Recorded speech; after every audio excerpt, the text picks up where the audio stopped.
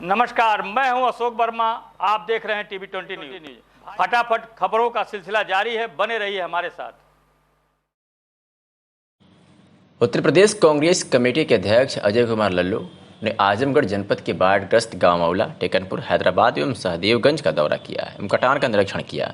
बाढ़ पीड़ितों से मुलाकात की और उनका दुख दर्द जाना। पूरे दौरे में आजमगढ़ कांग्रेस जिलाध्यक्ष प्रवीण कुमार सिंह अपनी पूरी टीम एवं वरिष्ठ नेताओं के साथ शामिल रहे।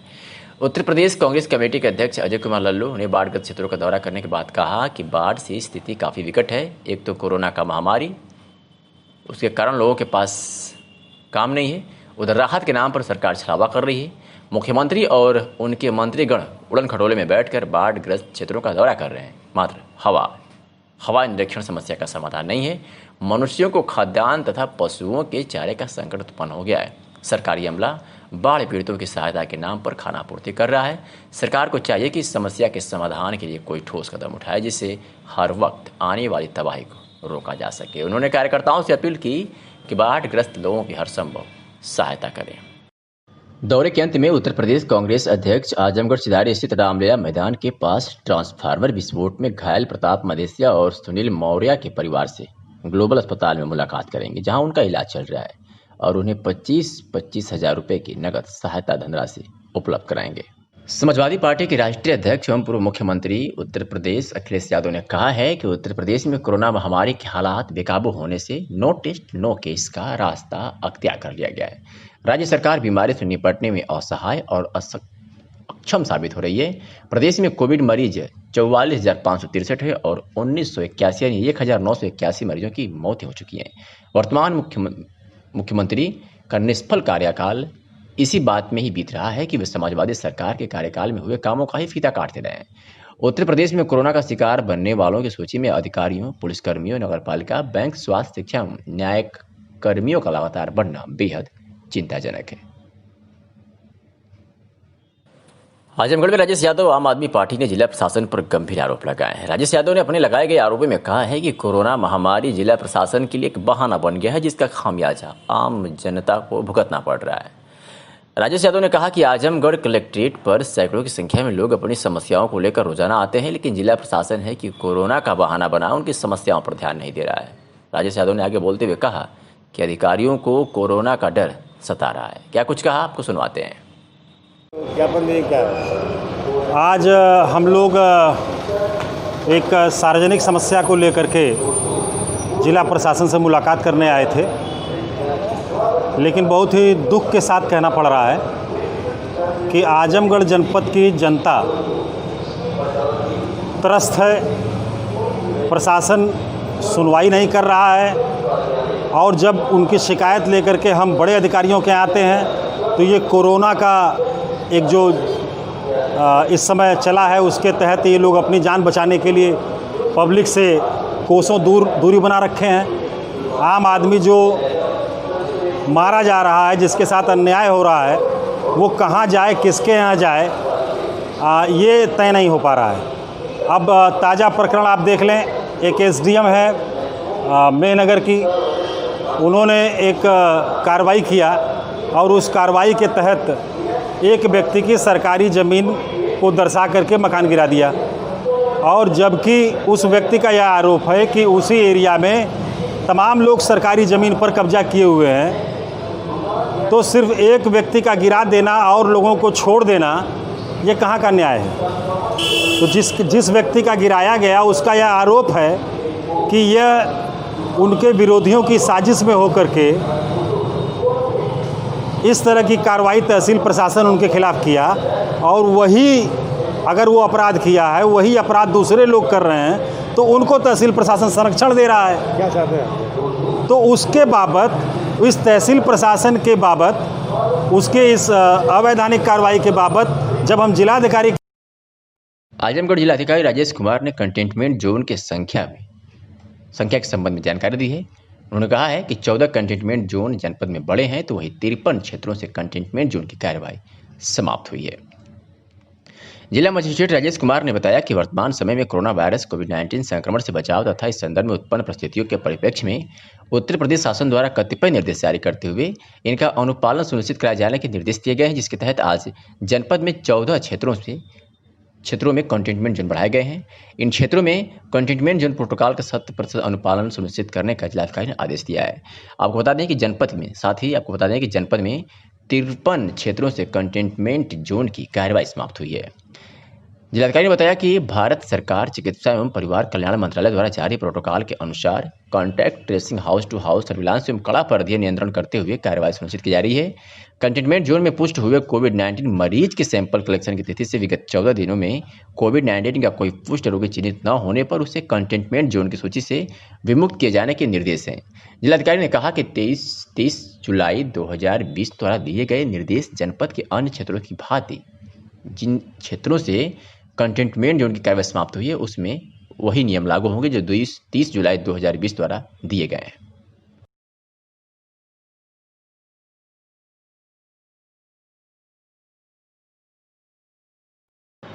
जनपद आजमगढ़ के तहसील सगड़ी के देवरांचल को बाढ़ग्रस्त घोषित करने के लिए सपा विधायक नफीस अहमद ने सीएम योगी को पत्र लिखा है।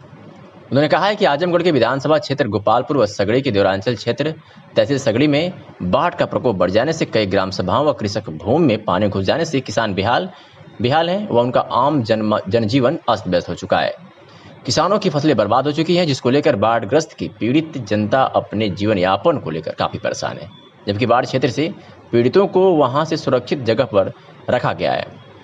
उन्होंने यूपी सीएम से निवेदन किया है कि ऐसी विकट स्थिति को देखते हुए देवरांचल के तहसील सगड़ी को बाढ़ग्रस्त इलाका घोषित करते हुए उनकी आर्थिक मदद की जाए।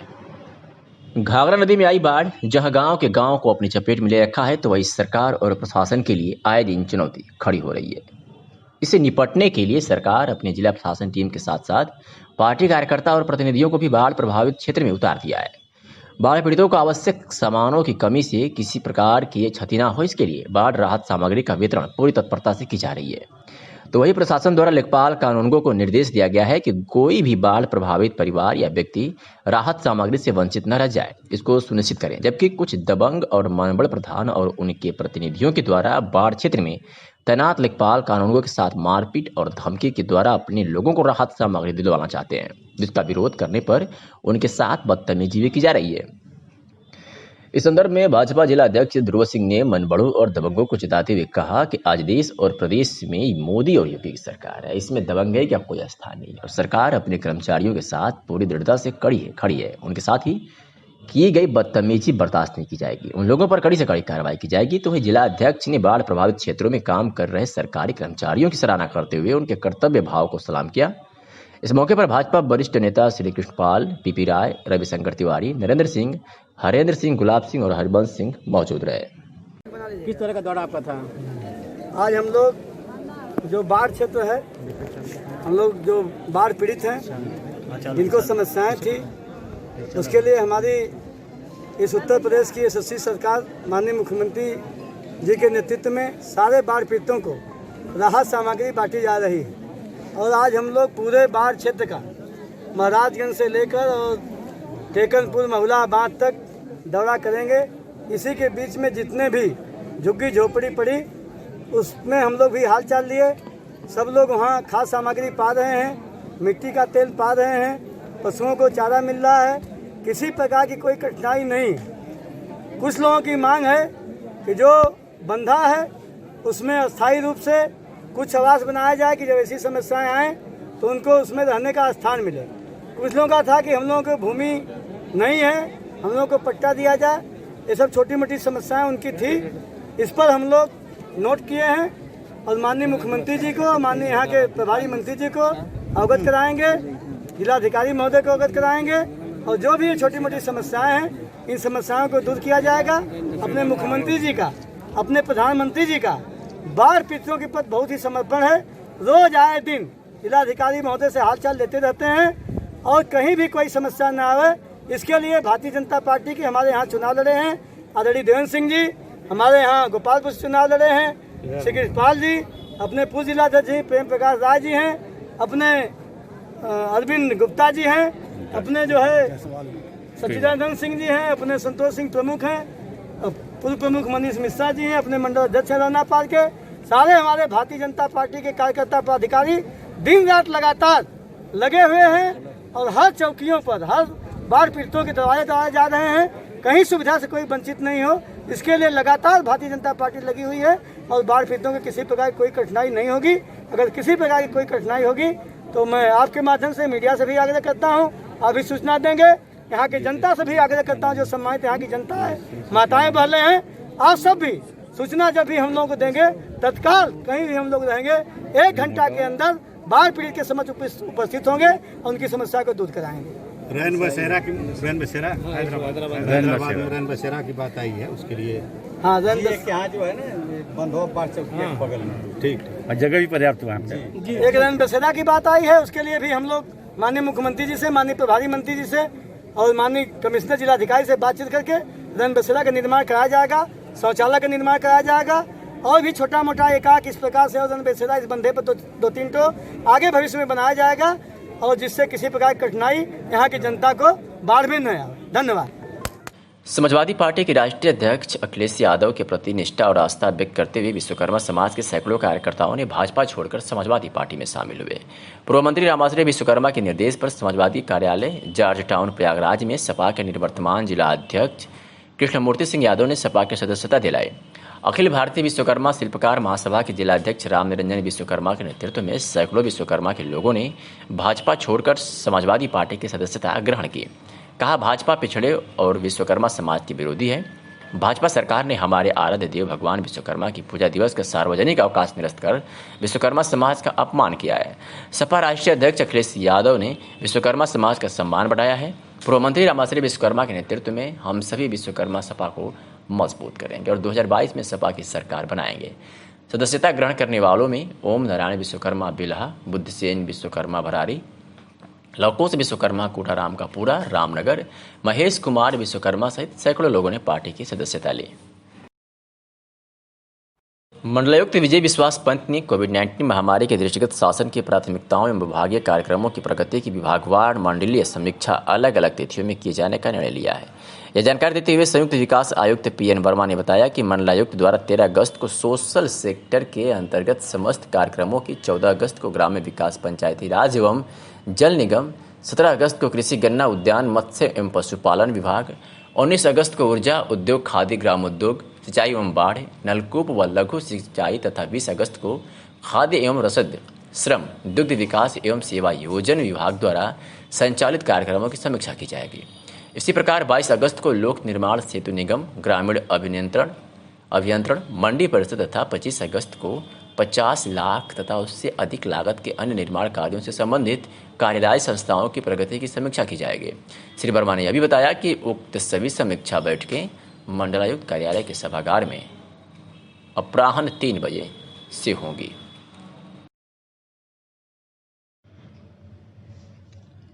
अलवा विक्रम डी के ग्रामीणों ने स्थानीय कोटेदार पर अंगूठा लगवाकर राशन नहीं देने का आरोप लगाया है।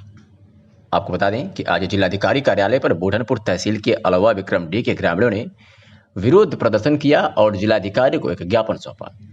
ग्रामीणों ने बताया कि गांव का कोटेदार काफी मनवड़ किस्म का व्यक्ति है। अगर एक राशन कार्ड में 10 लोगों का नाम है तो कोटेदार सिर्फ 5 लोगों का ही राशन देता है। कोई व्यक्ति इसका विरोध करता है तो कोटेदार उसके साथ दुर्व्यवहार करता है और राशन कार्ड से नाम काटने की धमकी देता है। यदि किसी का नाम राशन कार्ड से किसी कारणवश कट गया है तो कोटेदार किसी प्रकार का कोई सहयोग नहीं करता है। लॉकडाउन के दौरान सरकार द्वारा निःशुल्क राशन का भी कोटेदार द्वारा ठीक से वितरण नहीं किया गया। इस बाबत जब पूर्ति इंस्पेक्टर से शिकायत किया गया तो कोटेदार उन्हें भी अपने प्रभाव में लेकर कार्रवाई नहीं होने दिया। ग्रामीणों ने जिलाधिकारी से दबंग कोटेदार की कार्रवाई की मांग की है। क्या कुछ कहा ग्रामीणों ने, आपको सुनवाते हैं। अपना परिचय दीजिए। मैं शंकर निषाद, झूलन सेना जिला अध्यक्ष। क्या मामला है, आप लोग यहाँ DM कार्यालय आए हैं? सर, ये अलवा ग्राम सभा का मामला है जो कोटेदार तहसील बुढ़नपुर थाना कप्तानगंज के मामले में ये अलवा कोटेदार जो राशन 5 आदमी को देता है तो 10 आदमी को देता है, 5 आदमी को नहीं देता है और कहता है अगर मेरी शिकायत करोगे तो तुम लोग के हाथ पैर तोड़ के रख दूंगा। जाओ जहाँ करना है कुछ भी, मैं जो करना होगा आप कर लीजिएगा, मैं अपने आस्था से राशन दूंगा। इसके पहले आप लोग इसकी शिकायत किसी से की है? जी सर, SDM बुढ़नपुर हमने शिकायत दर्ज कराया था, अभी तक कोई कार्रवाई नहीं। आप क्या चाहते हैं? हम यही चाहते हैं कि यह कोटेदार जब भी महामारी में लॉकडाउन में राशन नहीं गरीबों को दे रहा है, इसका कोटा निरस्त किया जाए और पुनः कोई सज्जन व्यक्ति को कोटे को नियुक्त किया जाए ताकि वो जनता को सही ढंग से राशन दे और जनता का आवास मिले। प्रतापपुर ग्राम सभा में नोडल अधिकारी के रविंद्र नायक ने निरीक्षण कर ग्राम सभा में साफ सफाई का जायजा लेकर पंचायत के कर्मचारियों और पदाधिकारियों को कोरोना संक्रमण की रोकथाम के संबंध में बताया। साथ ही साथ नोडल अधिकारी ने पंचायत में हो रही साफ सफाई और सैनिटाइजेशन के कार्य को निरंतर करने का निर्देश भी दिया ताकि कोरोना के संक्रमण को रोका जा सके। तो वही नोडल अधिकारी ने पंचायत की नालियों और जल निकासी के प्रबंधन का भी निरीक्षण किया, जबकि स्थानीय प्रशासन को मास्क और सोशल डिस्टेंसिंग के पालन न करने पर कड़ी कार्रवाई करने का भी निर्देश दिया है। निरीक्षण के दौरान सीडीओ आजमगढ़, उप जिलाधिकारी सगड़ी अरविंद कुमार सिंह, प्रधान मनीष सिंह, कानूनगो हरिहर यादव, लेखपाल संतोष शर्मा, सीओ सगड़ी मनोज रघुवंशी, चिकित्सा अधीक्षक डॉक्टर प्रवीण चौधरी उपस्थित रहे। इसी क्रम में नोडल अधिकारी द्वारा ग्राम वासियों से उनके स्वास्थ्य संबंधी निरीक्षण की जानकारी लेते हुए कोरोना काल में नागरिकों से पंचायत के कार्यों के संबंध में बात की है। घर से बुलाकर युवक को ऑटो द्वारा दत्तात्रेय ले जाकर गंभीर रूप से हमला कर जान मारकर शव को नदी में फेंके जाने के मामले में सोमवार को मृतक के परिजनों ने पुलिस अधीक्षक से मुलाकात कर नामजद आरोपियों की गिरफ्तारी की मांग किया। मामले को सुनने के बाद एसपी ने शीघ्र ही गिरफ्तारी का आश्वासन दिया।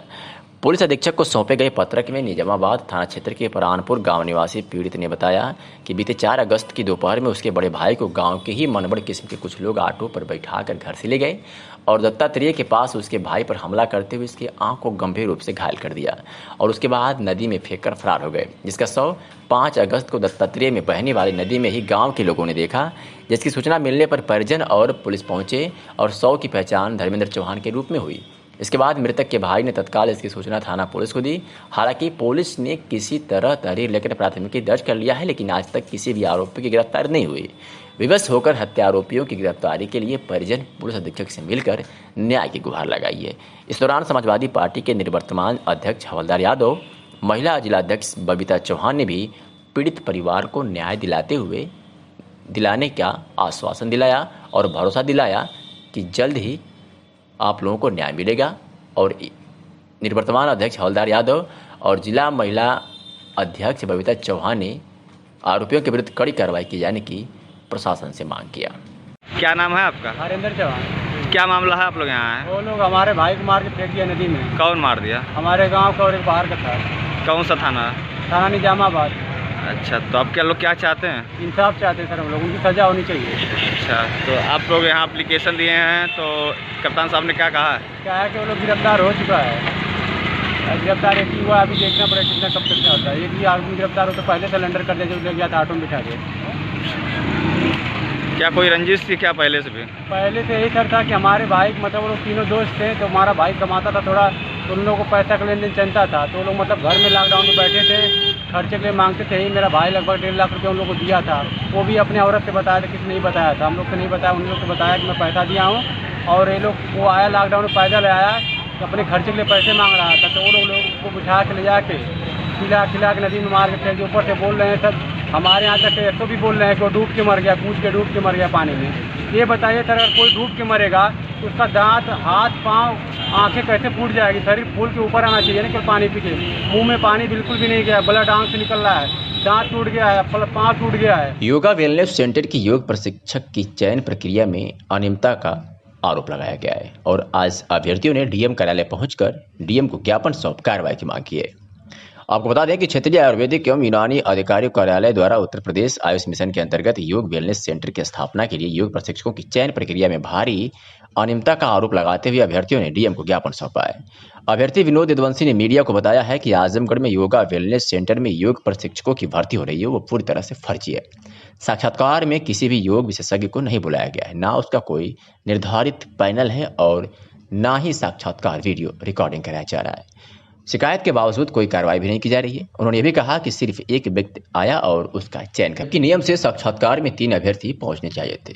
और क्या क्या आरोप लगाए आपको सीधे सुनवाते हैं। आजमगढ़ में योगा वेलनेस सेंटर में नियुक्ति हो रही है जो पूरी तरह से फर्जी हो रहा है। साक्षात्कार में किसी भी योग विशेषज्ञ को नहीं बुलाया जा रहा है। ना उसका कोई एक निर्धारित पैनल है, ना वीडियो रिकॉर्डिंग हो रहा है। और अभ्यर्थी जब शिकायत कर रहे हैं, इसकी सुनवाई भी नहीं की जा रही है। और योग सहायक के लिए सिर्फ एक अभ्यर्थी ने आया और उसी को चयन कर लिया, जो कि नियम से 3 अभ्यर्थी पहुंचना चाहिए साक्षात्कार में। और ना तो उस साक्षात्कार का वीडियो रिकॉर्डिंग है, ना कोई ऐसा आधार है जिससे हम वो प्रमाणित कर सकें कि जिस अभ्यर्थी का चयन किए हैं वो सही है। उसके मूल प्रमाण पत्रों को मांगा जा रहा है, वो भी दिखाया नहीं जा रहा है। आज हम डीएम साहब को एप्लीकेशन दे रहे हैं, कमिश्नर साहब को, और क्षेत्रीय आयुर्वेदिक अधिकारी के नाम से आरटीआई पेपर भी दिया जा रहा है। जो कि उनको आप क्या मांग करते हैं? हम यही मांग कर रहे हैं, जिसका वो चयन किए हैं उसकी निष्पक्षता से एक कमेटी बनाकर जांच की जाए और दोषी पाने पर उचित कार्रवाई की जाए। और जो साक्षात्कार करवाया गया उसको निरस्त करके, जिन अभ्यर्थियों को अयोग्य घोषित करके उनको साक्षात्कार में नहीं बुलाया गया, उनको बुलाया जाए पुनः। महाराजगंज के सोहगबीरवा वन्य जीव विभाग के शिवपुर रेंज में वन कर्मियों को एक तेंदुआ मृत अवस्था में मिला। जांच पड़ताल में आशंका जताई जा रही है कि वाल्मीकि नगर टाइगर रिजर्व के बाघ और तेंदुए के बीच संघर्ष के बाद तेंदुए की मौत हुई होगी। इसके अलावा तेंदुए का शव कई जगह अंग भंग हुआ था। तेंदुए का शव मिलने के बाद वन कर्मियों द्वारा उसे महाराजगंज लाया गया है। डीएफओ के नेतृत्व में पकड़ी रेंज में मृत तेंदुए का पोस्टमार्टम किया गया है। Wild life expert doctor Yogesh Pratap Singh ने बताया कि तेंदुए का पोस्टमार्टम में सैंपल लिया गया है, जिसको भारतीय पशु चिकित्सा अनुसंधान संस्थान इज्जत नगर बरेली भेजा गया, जहां मृत्यु के कारणों का पता चलेगा। वहीं डीएफओ ने तेंदुए की मृत्यु को स्वाभाविक बताया है। हमको तो कल सूचना है कि वहाँ पे तेंदुआ का लाश है, तेंदुआ मर गया है वहाँ पे। उसके बाद तो हमारा स्टाफ को बोल के तुरंत वहाँ पे भेज दिया है। उन लोग को देखने के बाद वहाँ पे रात हमको फोटोज भी भेजा है। आज मॉर्निंग वहाँ से लेके आया है।